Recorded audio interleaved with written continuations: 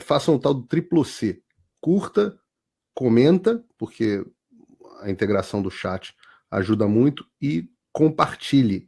Você pode fazer essas 3 coisas que ajudam o algoritmo a aparecer. Mas eu não estou brincando não, pessoal. Dá uma paradinha agora de 1 segundo e clica no joinha, porque às vezes sabe, essa pessoa já está acostumada a ouvir isso. Não, é importante que você faça isso, porque se você não fizer, inclusive atrapalha o vídeo. Parece que o vídeo é menos relevante. Monark aí, que é o mais recente brasileiro autoexilado, e o Monark não é o que a gente possa classificar como conservador nem de perto. Eu acho que a gente já entrou em alguns assuntos do livro sem citar diretamente, mas vamos lá. Para quem está vendo nos canais que tem imagem, Rodrigo Constantino, aqui está a capa, é a foto do Rodrigo, autobiografia de um guerreiro, editado e publicado pela LVM Editora. Agradeço desde já o envio antecipado desse presentão. Quem não quer receber um livro do Rodrigo Constantino em primeira mão, hein, pessoal? E aí, Rodrigo, você citou aqui um pouco dessa loucurada no mundo, enfim, o que a gente está vivendo no Brasil, a tua saída do Brasil, que foi lá no pós-reeleição da Dilma, né? Quem te acompanha conhece essa história, e todos esses são, de alguma forma, assuntos abordados no livro, inclusive o jornalista cancelado, que é o capítulo 7 aqui, aí tem o capítulo 13, o blogueiro bolsonarista, aqui entre aspas, o muro da ditadura, tem várias questões. Você começa lá no teu início, Juventude Sem Coração, fala do mercado financeiro, Paulo Guedes, mentor. Estou trazendo aqui uma sinopse do sumário, porque de ontem para hoje, quando eu divulguei essa entrevistazinha aqui nas minhas redes sociais, teve esquerdista disfarçado de conservador, questionador, perguntando, mas por que alguém leria uma autobiografia do Rodrigo? Para que o Rodrigo escreveu uma autobiografia? Então vamos começar respondendo para essas pessoas, Rodrigo. Vamos começar de por que eu escrevi, né? Vamos lá. Dia 4 de janeiro, acordei com um e-mail da escrevente da Polícia Federal. Escrevan, né? Agora nem lembro mais o nome. Mas... Escrevente. Também não sei, já me fugiu o nome. Não, na verdade, na Delegacia de Polícia Civil eu sei que é assim, mas na Polícia Federal eu não sei como é que é o nome que eles dão. Eu tinha passado o ano novo tranquilo, com família e tudo. E no dia 4 de janeiro eu recebi meu e-mail, um e-mail esquisito, eu clico lá, a Polícia Federal me mandando um resumo do inquérito que eu agora era alvo, que eu era investigado. Eu fui arrastado para o inquérito que eu tinha denunciado 2 anos antes, eu e Flávio Gordon, para as cortes internacionais, o tal inquérito do fim do mundo. Ele me engoliu, então eu fui engolido ali, eu levei um susto, minhas contas bancárias todas congeladas com meses de salário acumulado de Jovem Pan, Gazeta do Povo, contas nas redes sociais censuradas, eu que sempre fui muito ativo nas redes, 1,5 milhão de seguidores em cada uma delas e com milhares de engajamentos, né? Porque eu tinha minhas tiradas rápidas, meus tweets ácidos e passaporte cancelado. Perdi, por exemplo, o aniversário de 50 anos da minha irmã. Não pude ir na festa no Brasil. Então eu fui tratado como um pária, um criminoso perigoso, né? E Cris, como eu nunca cometi nenhum crime na minha vida, a única coisa que eu não posso fazer é entrar em detalhes desse inquérito, porque está sob sigilo. Eu já pedi várias vezes para o Alexandre de Moraes tornar público, porque as pessoas iam ver o que tem lá. Grosso modo, né, um amontoado de tweets meus criticando ou questionando as ações do STF. Tem um deles, assim, elogiando Forças Armadas nem brasileira. É uma frase do Tom Clancy, famoso escritor americano, autor de Jack Ryan, mencionando que, graças a homens fardados e com armas, que nós devemos nossas liberdades. Uma frase que está no meu Esquerda Caviar. Que tem foi o primeiro livro, né? Não foi o primeiro, foi o primeiro grande best-seller. Tá. Né? Então, é um livro de 10 anos atrás. Então, é um amontoado de besteira, podemos dizer assim. E eu levei um susto. Eu falei, olha, eu sei, né, que eu estou batendo de frente com gente que não acredita na liberdade, nos mesmos princípios que eu, mas isso ainda é uma democracia, né? Então, eu levei um susto, bati no muro, né? E parei. Eu preciso, né, rever, primeiro, como é que eu vou me sustentar, eu não sou um cara rico. Segundo, o que eu vou fazer? Se eu vou continuar peitando os caras que mostraram que estão dispostos a tudo para tentar me destruir, porque eu estou incomodando, sem ter feito nada de errado, né? Nunca incitei violência, agressão, invasão, pelo contrário, sempre chamei isso de vandalismo. A Antifa, os Black Blocs, o MTST e MST, eu sempre condenei esse tipo de modus operandi. Então não é porque vem em nome da direita que eu vou aplaudir, eu sou um cara ligado em princípios, né? Os meios importam. Meus livros têm uma coerência, são 25 anos nessa luta.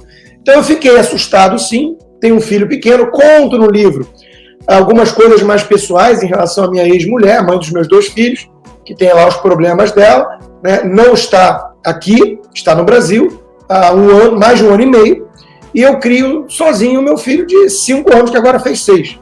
A filha já está mais criada, mais adulta.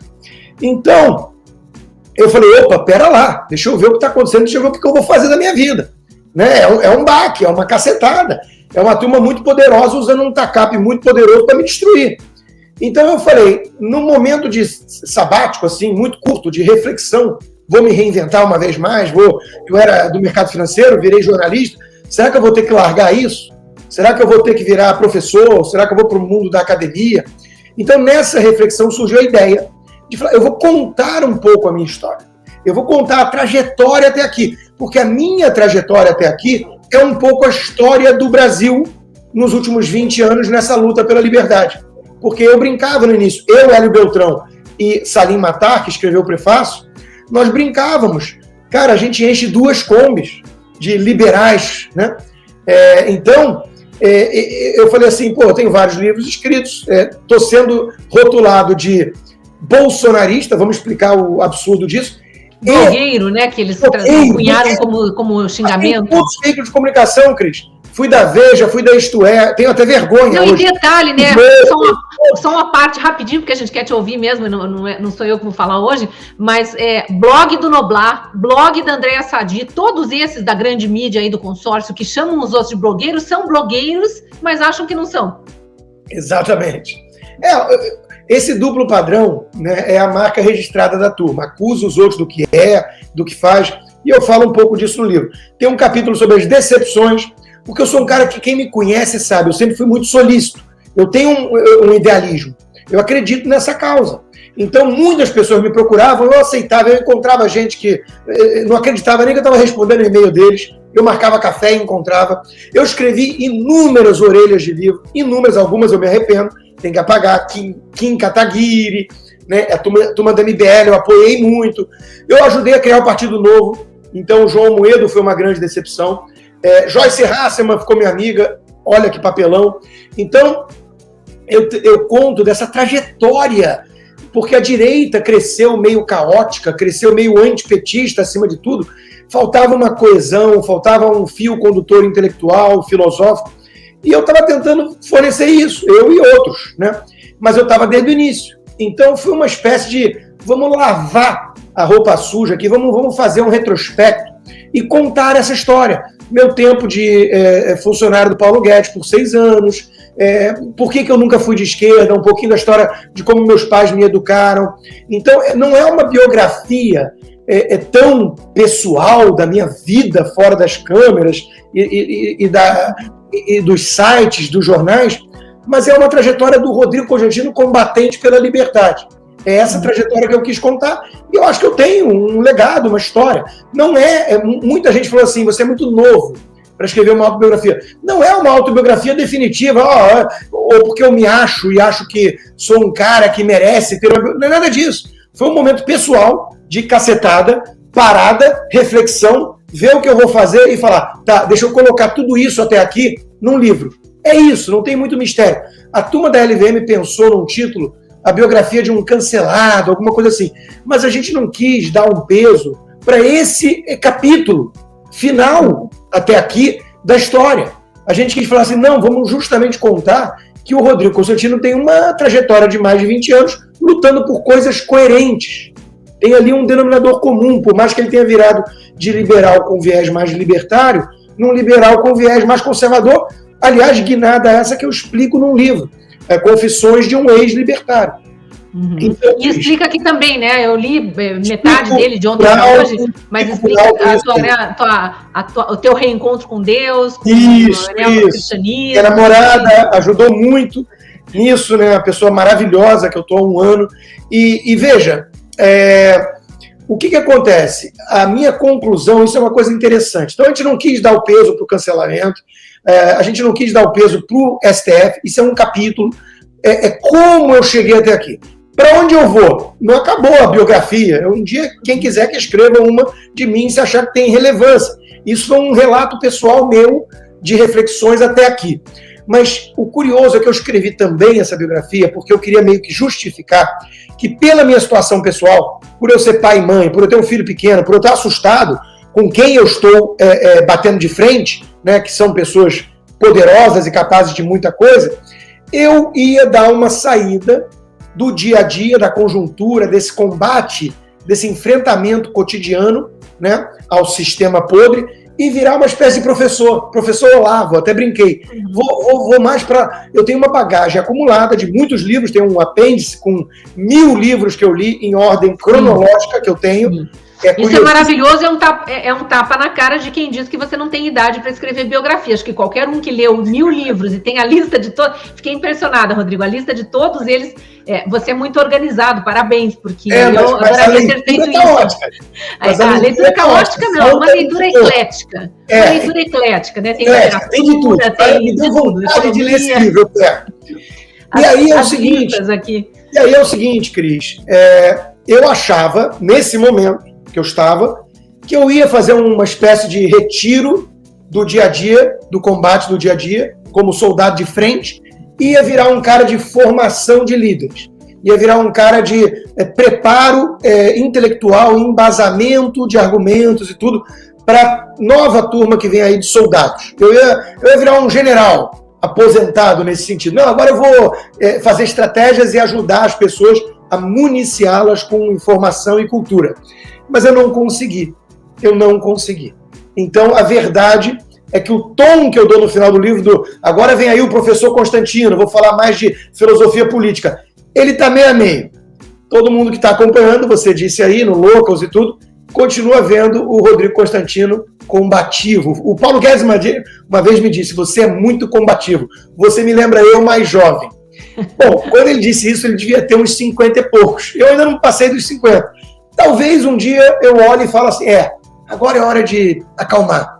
Mas ainda não é hora. Eu estou indignado, eu não perdi a minha capacidade de indignação. Eu acho que é algo que te movimenta muito também.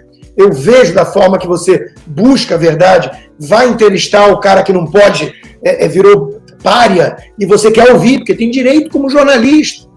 Eu fico indignado com o que está acontecendo com o Brasil. Não pensei que a gente fosse viver isso. Estudei o suficiente sobre comunismo para saber dos perigos e eu vou enfrentar. Eu vou cair atirando, se for o caso. Já conversei isso até com a minha filha mais velha. Ela, pai, para de bater um pouco nesses caras. Eu falei assim, minha filha, você vai saber que tem um pai que é homem, que não vai fugir das vocações e obrigações, dever moral.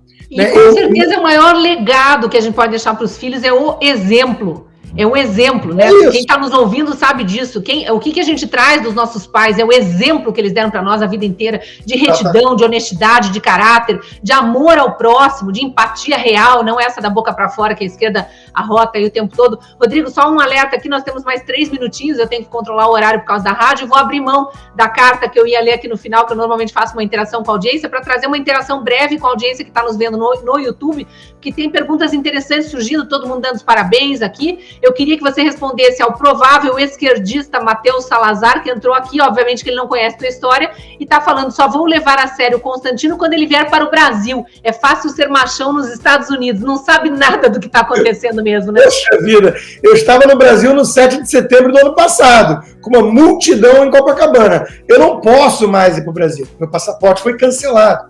Eu não posso entrar no Brasil. E, claro, tem o risco de eu ser preso de forma arbitrária, porque inventam crimes, né? Então, assim, esse argumento, né? É fácil ser patriota em Miami, não sei o quê. Isso é uma besteira, Cris. As ditaduras sempre enfrentaram resistência de fora, por motivos óbvios. Eu tiro meu chapéu para a coragem de quem está sob a mira desses tiranos e está enfrentando no Brasil. Você e tantos outros, o Adriles Jorge, meu amigo que lavou a alma de muitos brasileiros no CEPAC. Sebastião Coelho. Eu queria ter ido no CEPAC. O Sebastião Coelho, eu não pude, eu fui convidado, eu mandei um vídeo. Né? Então, assim, eu já estou pagando um preço muito alto para ser machão de internet. Né? Eu tenho 8 meses de salário acumulado no Brasil em conta congelada. Isso é importante para mim, é dinheiro. Eu não jogo fora dinheiro, não rasgo dinheiro. Minhas redes sociais, eu construí ao longo de tempos, né, 1,5 milhão de seguidores, 1,6 milhão no Twitter, no X, e eles não podem acessar o que eu falo. Eu estou ostracizado. Então, se isso não é uma pena para alguém que está enfrentando, né, da forma que pode, agora, de novo, cada um usa as armas que tem. Então, eu sempre defendi, inclusive, essa metáfora. Time de futebol tem zagueiro, tem lateral, tem atacante, tem até torcida. Agora, ficar só na torcida é fácil. Então, meu chamado é, cada um faz um pouco, mas faz aquilo que pode. Porque nós estamos enfrentando um regime que quer transformar o Brasil em Venezuela. E eles estão conseguindo. Então, se a gente não reagir, vai ser tarde demais. Então, essa de que eu estou acomodado em casa é porque não é verdade. Não, com certeza, por isso que eu fiz questão de trazer esse comentário, depois você dá uma lidinha lá no meu YouTube, tem outros comentários de gente que está lendo teus outros livros, e até em função disso e da vontade de te ouvir mais, já fica o convite para novas entrevistas, para a gente conversar sobre esquerda caviar, confissões de um ex-libertário, pensadores da liberdade, que o Fábio Augusto Harper está dizendo aqui, que comprou todos esses e nesse exato momento está lendo a sua biografia.